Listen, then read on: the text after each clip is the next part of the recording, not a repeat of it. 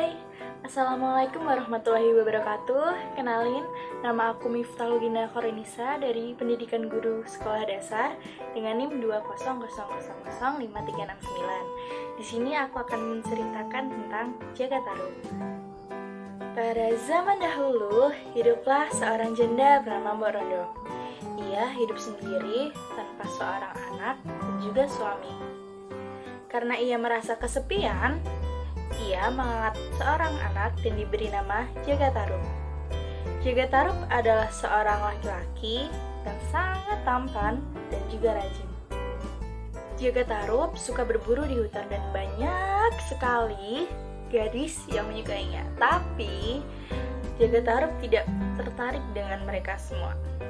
Mbok Rondo sudah menginginkan Jaga Tarub untuk menikah karena usianya yang telah cocok untuk menikah. Namun, Jaga Tarub menolak keinginan ibunya. Suatu hari, Mbok Rondo sakit dan akhirnya meninggal dunia. Dan saat itulah, Jaga Tarub merubah sifatnya yang dari sangat rajin menjadi sangat malas.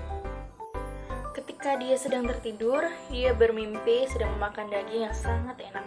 Dan akhirnya Jaga Tarub pun memutuskan untuk berburu di hutan. Ketika sudah di hutan, dia akhirnya berhasil menangkap seekor rusa dan akhirnya mengantuk. Tetapi samar-samar ketika dia sedang tertidur, dia mendengar suara wanita dan dia pun pergi ke tempat sumber suara.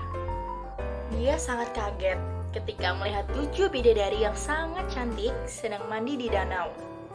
Dan Jaga Tarub ingin salah satu dari mereka.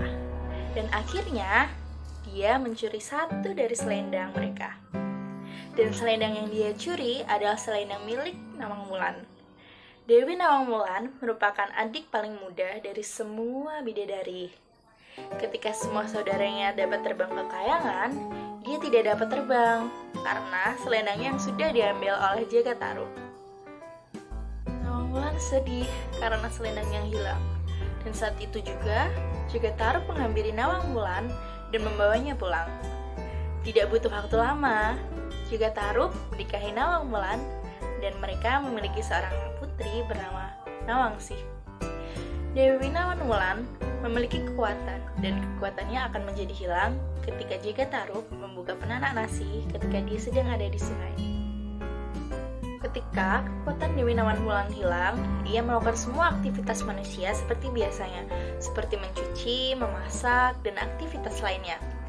Ketika dia sedang membuka lumbung padi, ia melihat selendangnya. Nawang Wulan sangat marah karena suaminya adalah seorang pembohong. Dan karena suaminya juga, ia tidak dapat kembali ke kayangan. Dan akhirnya, dia kembali ke kayangan dan meninggalkan Jaga Tarub beserta putrinya. Demikianlah cerita legenda Jaga Tarub. Terima kasih sudah mendengarkan. Wassalamualaikum warahmatullahi wabarakatuh. Dadah! Ketika Jaga Tarub membuka penanak nasi ketika dia sedang ada di sungai. Ketika kekuatan Dewi Nawang Wulan hilang, ia melakukan semua aktivitas manusia seperti biasanya, seperti mencuci, memasak, dan aktivitas lainnya.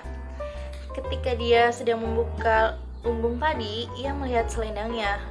Nawang Wulan sangat marah karena suaminya adalah seorang pembohong.